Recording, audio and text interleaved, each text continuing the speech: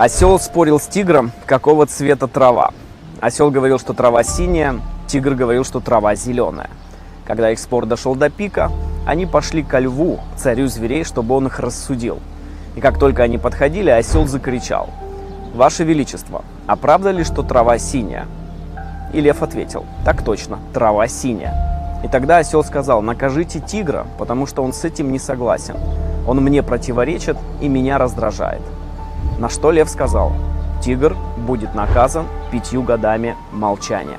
И осел довольный ушел с этой встречи, проговаривая про себя, что трава синяя. Тигр обратился ко льву: «За что ты меня наказываешь? Ведь трава зеленая». И лев ему ответил: «Наказание ничего общего не имеет с цветом травы. Я наказываю тебя за то, что такое смелое и умное животное спорит со слом. Самая страшная трата времени – это спорить с дураком и хамом, которому не нужны доказательства правды и реальности.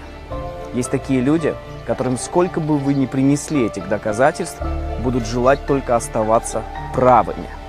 Они хотят правды для своих убеждений. Когда невежество кричит, ум молчит».